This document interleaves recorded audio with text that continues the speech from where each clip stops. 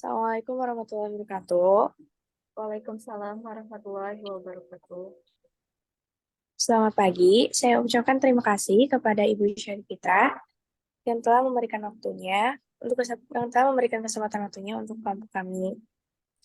Pada pagi ini, kami akan menjelaskan tentang organisasi profesi bimbingan dan konseling. Dan pemateri pertama akan dijelaskan oleh saya.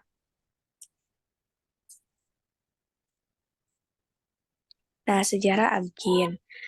Pada tahun 1960, LPTK-LPTK di Indonesia sudah mendirikan jurusan pendidikan dan penyuluhan yang mengenai tentang akademik yang membina program studi yang menyiapkan para konselor. Nah, LPTK ini adalah lembaga pendidikan tenaga kependidikan yang di bawah naungan Kemendikbud, di mana ini menjadi wadah bagi menjadi wadah bagi para tenaga menjadi wadah untuk menempuh pendidikan bagi para tenaga pendidik dan calon tenaga pendidik.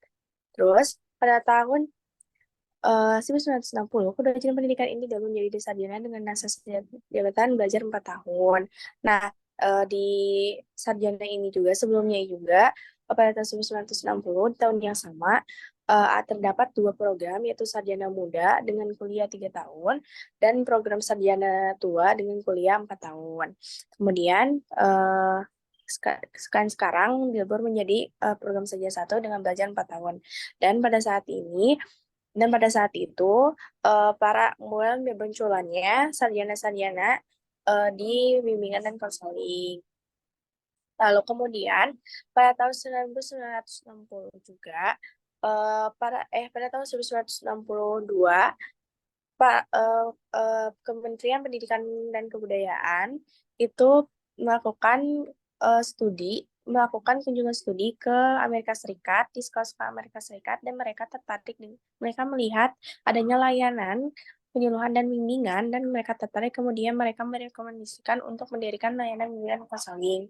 Nah, pada tahun 1976, SMA memperoleh aturan yang sama dengan terjadi kerjasama pihak sekolah dengan jurusan bimbingan konseling Kota Ikip Malang. Nah, pada saat itu, pada saat itu layanan penyuluhan dan bimbingan ini hanya sudah ditetapkan di jenjang SD, SMP, SMA, tetapi lebih lebih diwujudkannya di jenjang swasta tertentu, yaitu SMA dan SMP. Nah, nah guru guru yang guru guru apa ya, pokoknya guru biasa gitu, yang tidak terdeteksi oleh LPTK itu, dia itu menjadi guru bimbingan. Lalu kemudian pada tahun 1975 ada kegiatan komersial yang dilaksanakan pada tahun FKBI. Nah, pada adanya kegiatan ini juga itu tuh mengubah nama dari IPBI menjadi ABGIN. Selain itu, mereka juga menyusun dan eh,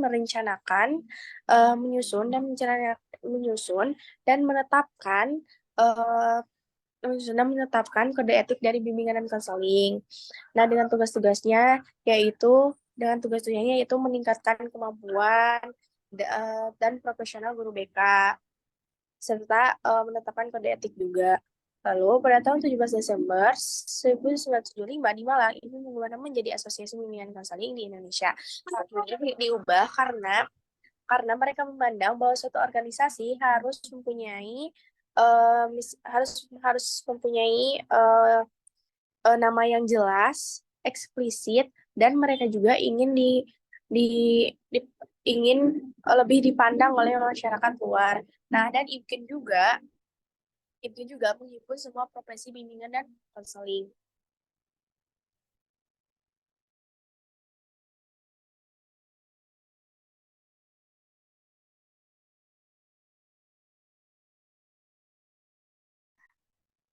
Kemudian di sini ada tujuan Atkin.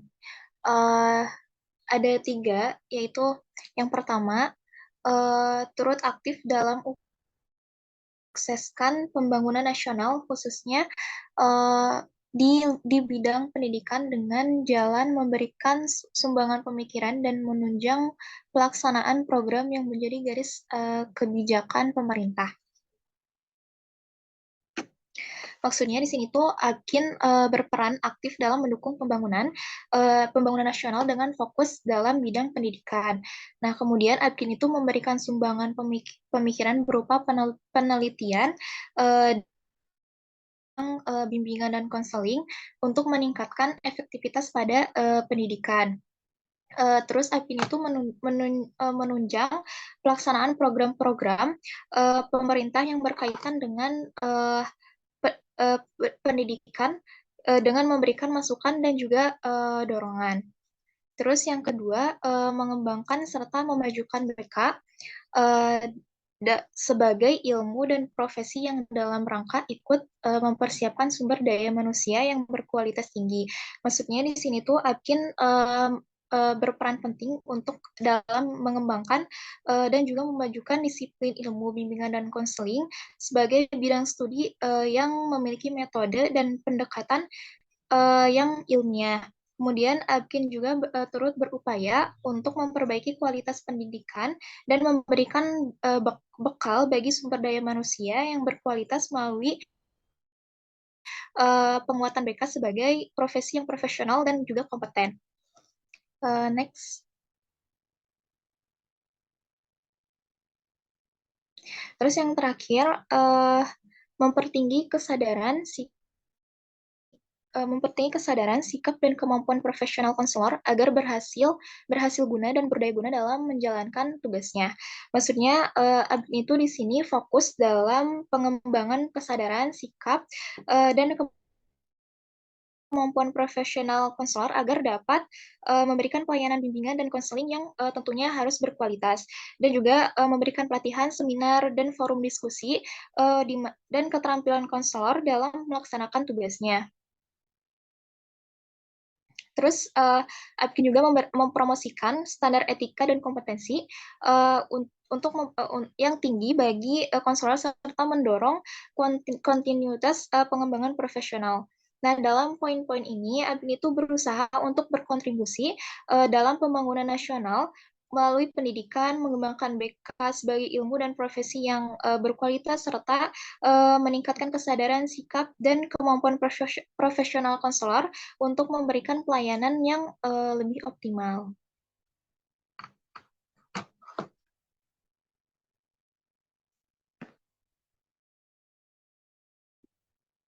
Nah, di sini juga Apkin mempunyai sifat, yaitu bersifat keilmuan, yaitu seperti memiliki arti sebagai konsep dasar dari bidang kajian, terus profesional, kolegial, dan independen. Independen ini dimaksud merdeka atau berdiri sendiri. Next, selanjutnya.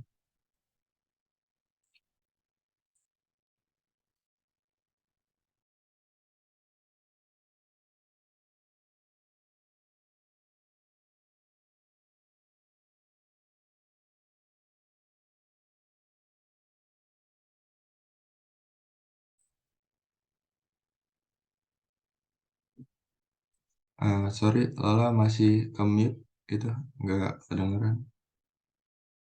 Maaf.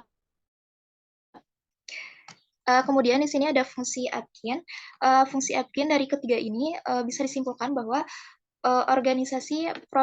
sebagai organisasi profesi konselor yang mempunyai tujuan untuk menyatukan seluruh konselor di Indonesia agar dapat bekerja sama dalam mencapai tujuan organisasi dan membina mengembangkan kompetensi konselor agar dapat memberikan pelayanan yang berkualitas serta berperan dalam pembangunan nasional dan meningkatkan kualitas pendidikan di Indonesia dengan optimal dan berkualitas.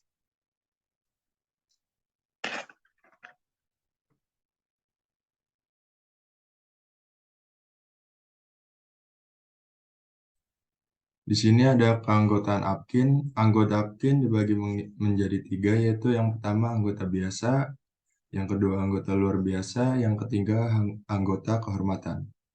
Anggota biasa itu diberikan kepada mereka yang berlatar belakang pendidikan, bimbingan, dan konseling atas dasar penguasaan dari Dinas Pendidikan. atau yayasan penyelenggaraan pendidikan serta memiliki kartu anggota APKIN yang sudah berlaku.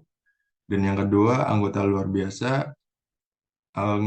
biasa yaitu seseorang yang masih mengikuti pendidikan sebagai mahasiswa program studi bimbingan dan konseling dan dibuktikan dengan dimilikinya tanda kartu anggota APKIN yang masih berlaku.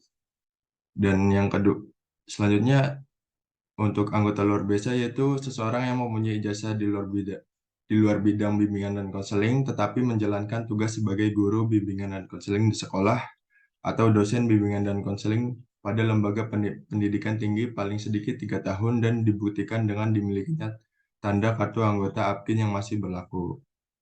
Selanjutnya, anggota kehormatan. Anggota kehormatan yaitu individu yang karena keahliannya atau kedudukannya oleh organisasi dipandang dan diberikan kontribusi bagi perkembangan dan kemajuan APKIN. Selanjutnya, individu yang karena minat dan kegiatannya telah berjasa terhadap perkembangan ilmu dan profesi bimbingan dan konseling di Indonesia. Selanjutnya, prosedur untuk menjadi anggota. Prosedur untuk menjadi anggota yaitu keanggotaan biasa biasanya diperoleh melalui keanggotaan aktif, yaitu setiap calon anggota diharuskan mendaftarkan diri dan memperbaharui keanggotaannya setiap 2 tahun melalui aplikasi pendaftaran online yang dikelola oleh pengurus besar APKIN. Dan ya, selanjutnya keanggotaan luar biasa biasanya didasarkan pada keanggotaan aktif, yaitu setiap anggota diharuskan mendaftarkan diri dan memperbarui keanggotaannya setiap 2 tahun melalui aplikasi pendaftaran online yang dikelola oleh pengurus besar. Dan yang selanjutnya pengangkatan anggota kehormatan. Pengangkatan keanggotaan kehormatan ini diusulkan oleh pengurus cabang atau pengurus daerah atau pengurus besar APKIN dan ditetapkan dengan surat keputusan pengurusan besar APKIN. Pendaftaran dan perpanjangan keanggotaan APKIN ini dilakukan melalui aplikasi online yang dikelola oleh pengurus besar yang mencatat ke dalam daftar registrasi anggota dengan mencantumkan kode provinsi dan tahun masa berlakunya keanggotaan.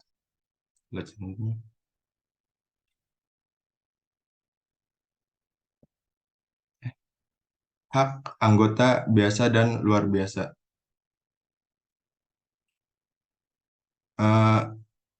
Yang pertama yaitu hak pilih, yaitu hak untuk memilih dan dipilih menjadi pengurus organisasi. Yang kedua hak suara. Hak suara itu hak untuk memberikan suara pada waktu pemungutan suara untuk mengambil suatu keputusan. Yang ketiga ada hak bicara. Hak bicara yaitu hak untuk mengeluarkan pendapat baik lisan maupun tulisan terhadap keputusan pengurusan organisasi. Selanjutnya hak pembelaan, yaitu hak untuk membela diri sendiri terhadap organisasi, hak pembelaan yang diberikan oleh organisasi atas dirinya yang berkaitan dengan tugasnya. Selanjutnya ada hak memperoleh kesejahteraan dan pelindungan hukum dan melaksanakan tugasnya. Sedangkan hak anggota kehormatan hanya mempunyai hak bicara dan hak pembelaan. Hak anggota APKIN merupakan hak yang penting bagi anggota APKIN.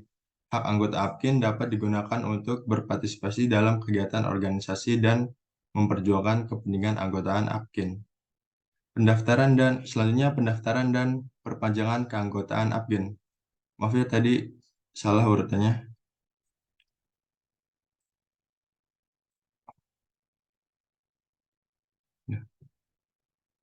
Selanjutnya ada kepengurusan APKIN.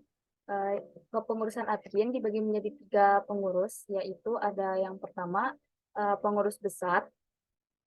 Pengurus besar merupakan badan pelaksanaan hasil kongres dan organisasi tertinggi di tingkat nasional yang bertanggung jawab kepada berjalannya kongres APKIN. Jadi si pengurus besar ini bertanggung jawab atas berjalannya APKIN dalam tingkat nasional atau tingkat nasional. Terus selanjutnya ada pengurus daerah. Pengurus daerah merupakan badan pelaksanaan organisasi di tingkat provinsi yang berkedudukan di wilayah domisili pengurus daerah yang bertanggung jawab pada berjalannya konferensi daerah. Nah, jadi pengurus daerah ini hanya melaksanakan organisasi di tingkat provinsi. Misalnya misalnya pengurus daerah tingkat provinsi Jawa Barat. Nah, si pengurus daerah ini hanya menjalankan organisasi APKIN yang ada di provinsi Jawa Barat itu saja. Terus selanjutnya ada kepengurusan cabang. Kepengurusan cabang merupakan badan pelaksana organisasi di tingkat kabupaten atau kota yang berkedudukan di wilayah domisili ibu kota, kabupaten atau kota yang bertanggung jawab kepada berjalannya konferensi cabang. Nah, jadi pengurus cabang ini hanya menjalankan organisasi APKIN di ibu kota kabupaten atau kota. Jadi misalnya hanya menjalankan organisasi APKIN di Bandung atau eh, di Bandung atau di Bogor atau kayak gitu. Terus selanjutnya ada divisi APKIN. Nah, divisi APKIN itu yang pertama, divisi Ikatan Pendidikan dan Supervisi Bimbingan dan Konseling. Divisi ini bertugas untuk meningkatkan kesadaran profesionalitas bimbingan dan konseling yang beranggotakan para pendidik konselor kayak misalnya dosen, profesor, doktor yang kayak gitu.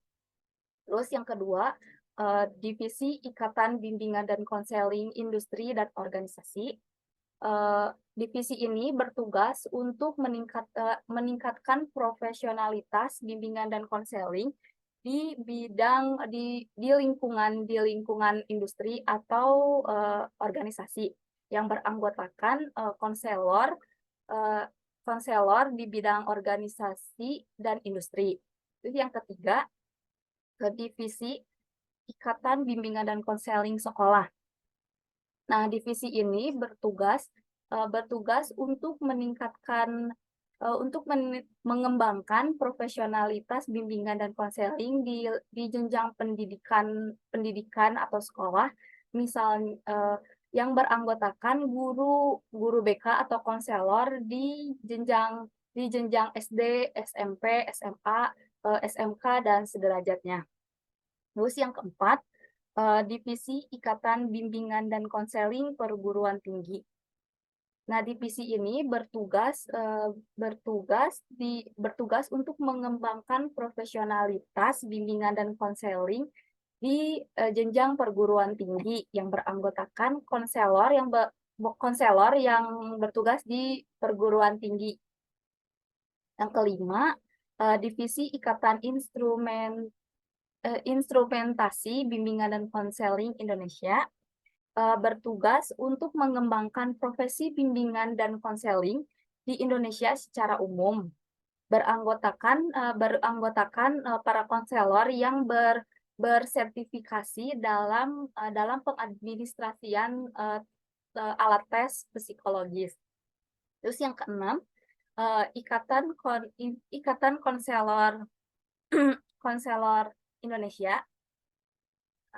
Divisi ini bertugas untuk mengembangkan layanan bimbingan dan konseling di pendidikan formal maupun non formal, beranggotakan para alumni program pendidikan konselor. Terus yang terakhir ada divisi Ikatan Bimbingan dan Konseling Pendidikan Islam.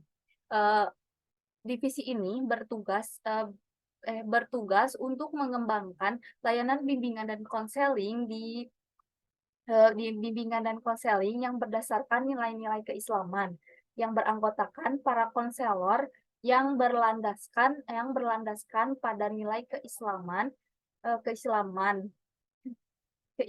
dalam melakukan layanan bimbingan dan konseling.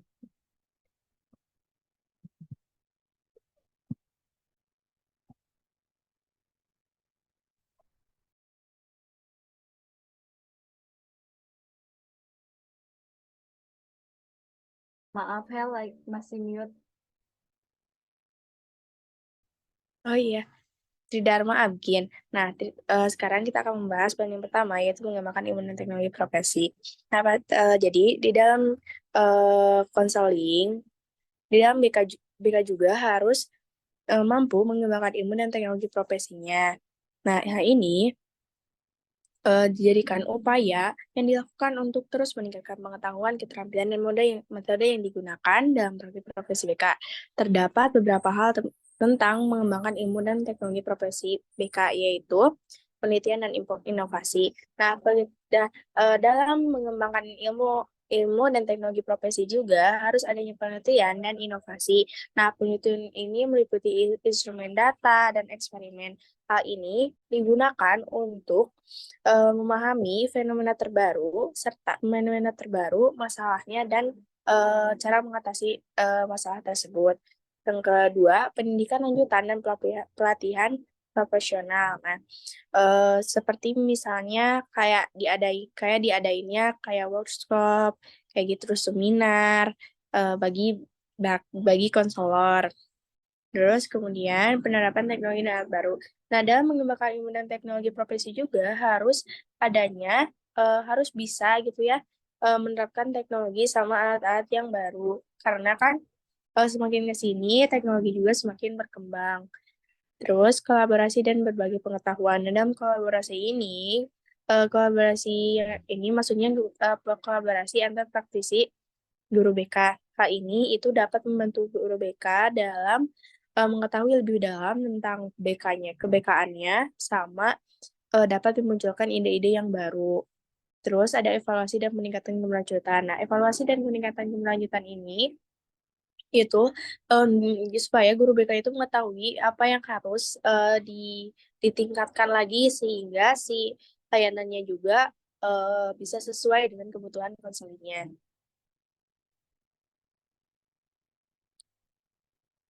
Nah, yang kedua, meningkatkan mutu dan pelayanan profesi BK.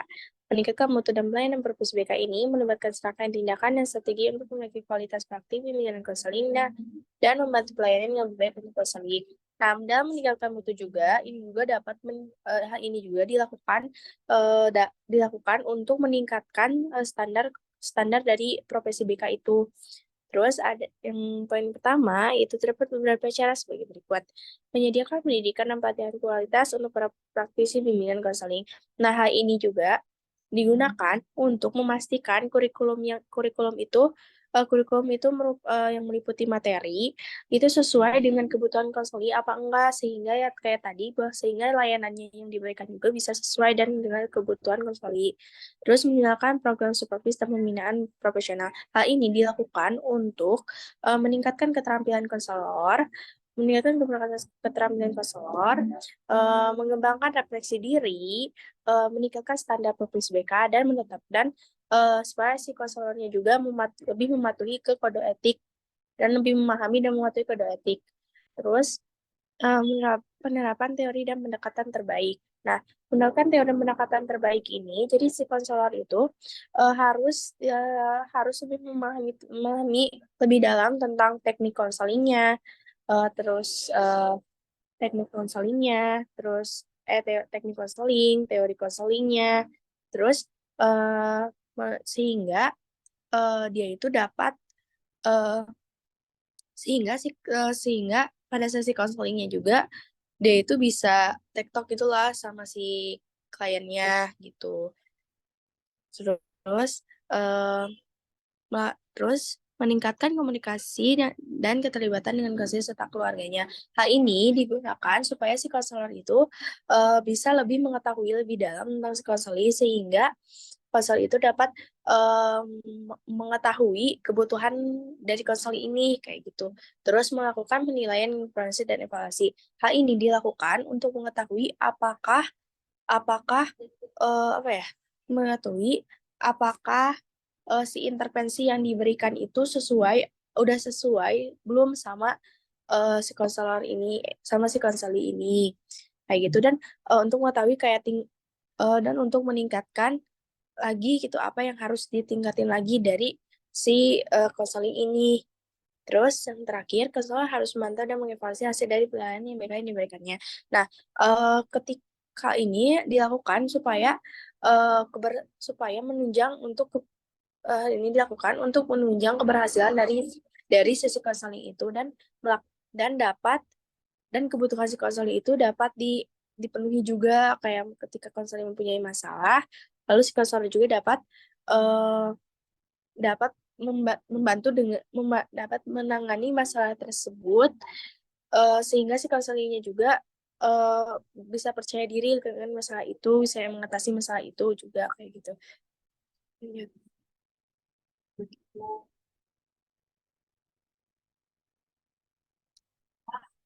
Menjaga kode, dan yang terakhir, menjaga kode etik profesi BK. Dalam hal ini, kode etik merupakan aspek penting dalam praktisi bimbingan konseling. Kode etik merupakan seperangkat norma atau prinsip moral yang mengatur perilaku dan tindakan para praktisi BK.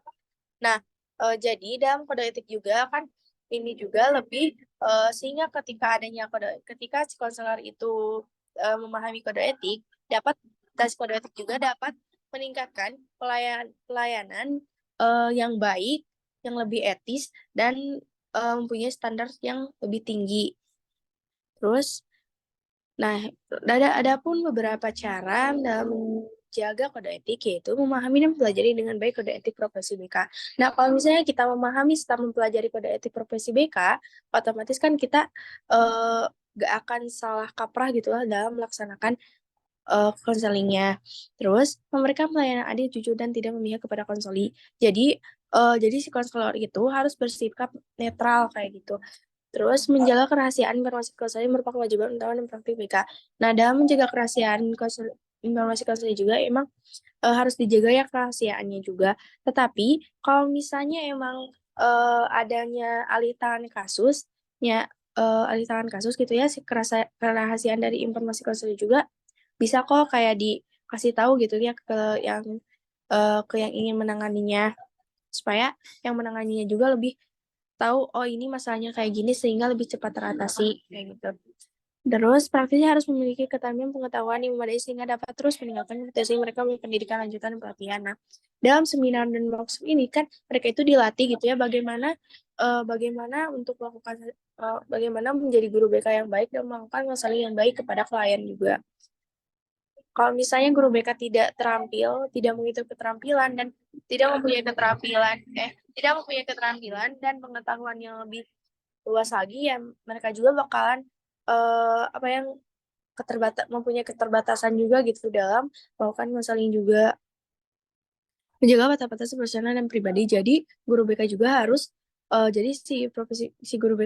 harus menjaga profesionalnya. Jadi jangan sampai permasalahan permasalahan yang ada dalam dirinya juga ke bawah-bawah ke bawah-bawah ke konseling.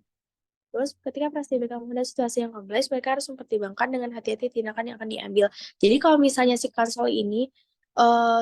guru BK ini dihadapkan dengan konseli yang mempunyai permasalahan yang kompleks, guru BK itu harus berhati-hati dalam membuat keputusan, karena nantinya kalau misalnya eh, keputusan itu akan menjadi suatu keberhasilan bagi si konseli itu. Kalau misalnya nanti keputusannya itu malah gak baik, ya pasti masalahnya juga bakal tambah rumit. Terus dan yang terakhir, mengikuti program service dan pembinaan dapat membantu memastikan bahwa praksi tetap memenuhi kode etik. Jadi dalam hal ini si guru BK juga lebih diperdalam lagi dalam memahami kode etiknya, sehingga mereka tidak melakukan pelanggaran kode etik.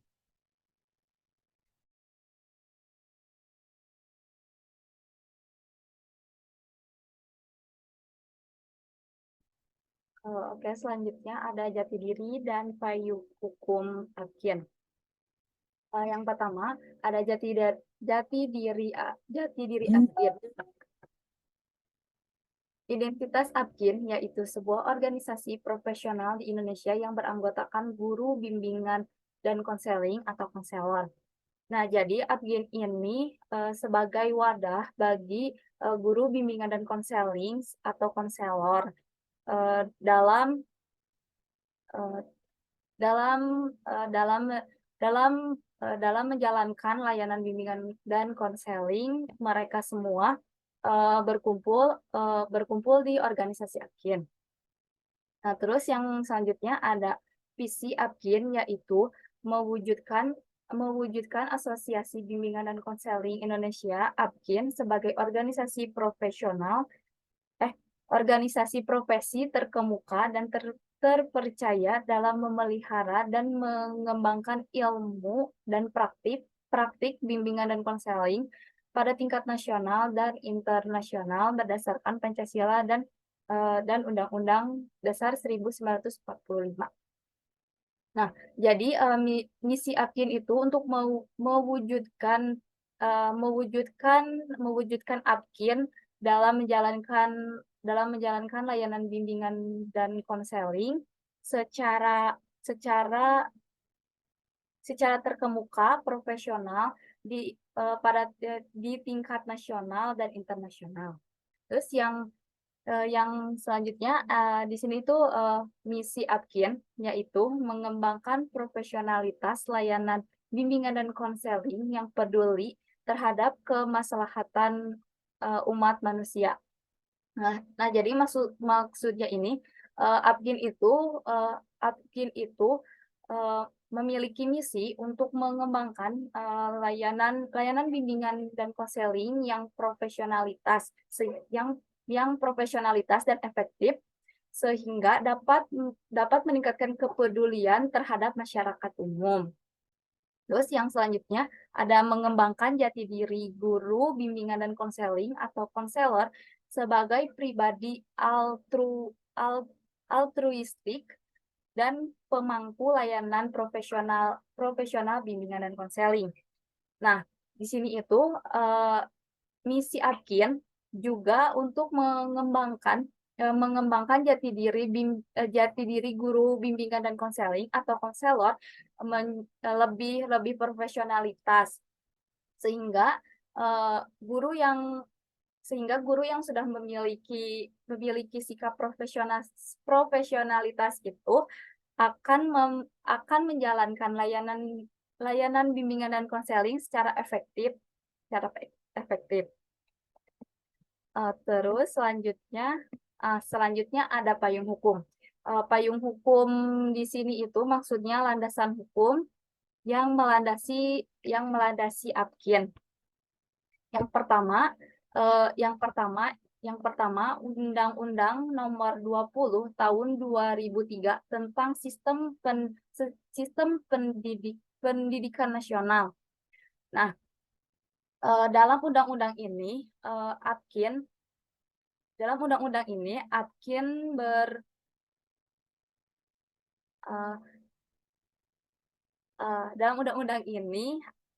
itu menjelaskan tentang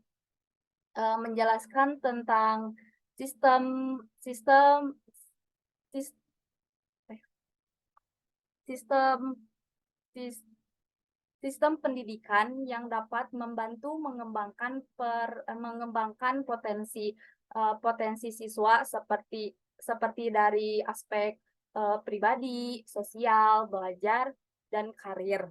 Terus yang kedua, Peraturan Pemerintah Nomor 19 Tahun 2005 tentang Standar Nasional Pendidikan. Nah, dalam peraturan ini menjelaskan bahwa standar nasional pendidikan itu harus memiliki standar pendidikan dan tenaga kependidikan yang profesional, serta sarana dan prasarana yang mumpuni untuk menunjang berjalannya pendidikan nasional. Terus yang ketiga, ada Peraturan Menteri Pendidikan dan Kebudayaan Nomor 111 Tahun 2014 tentang bimbingan dan konseling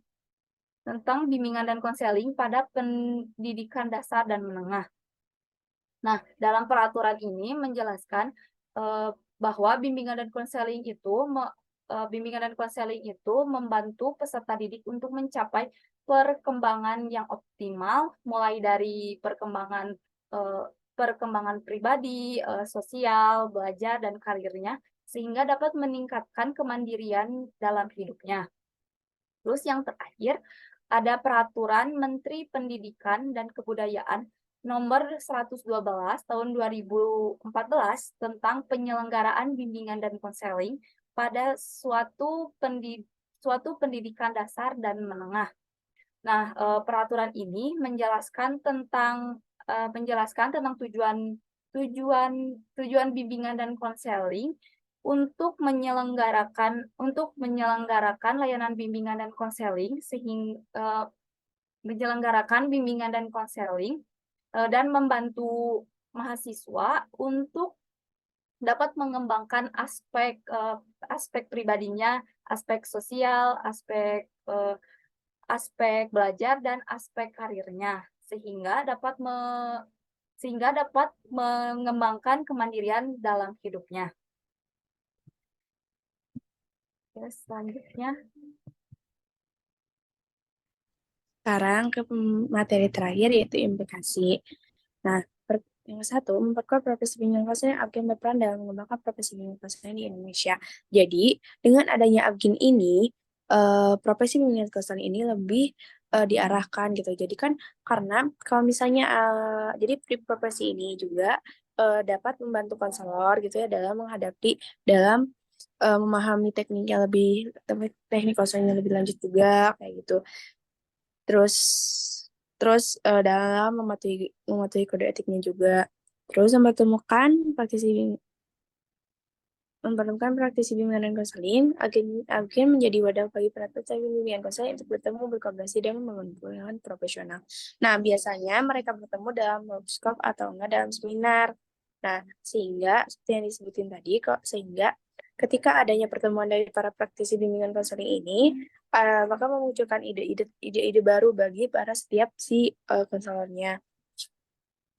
Terus yang ketiga, meningkatkan pemahaman dan kompetisi. Abgi memberikan akses kepada anggotanya untuk mengikuti pelatihan, workshop, dan kegiatan profesional lainnya. Nah, oh iya, nah jadi pada tahun berapa ya aku lupa lagi, di si Kementerian Kebudayaan dan Pendidikan juga dia tuh ngadain kegiatan bagi guru ngadain kegiatan pelatihan bagi guru eh, yang ingin gini, mereka itu melakukan pelatihan tentang layanan penyuluhan dan bimbingan konseling bagi guru-guru eh, yang ingin apa ya berfokus pada hal itu pada berfokus pada layanan penyuluhan dan bimbingan itu, dan guru-gurunya juga ditunjuk gitu ya sama si Kementerian Pendidikan itu. Terus, nah, pelatihan, workshop, dan kegiatan profesional lainnya juga dilakukan untuk mengembangkan keterampilan dari profesi BK itu, dari si orang-orang dari profesi BK itu. Terus yang keempat, mewakili profesi bimbingan konseling akan dapat menjadi wadah untuk mengemukakan dan memperjuangkan aspirasi anggota dalam bidang bimbingan konseling.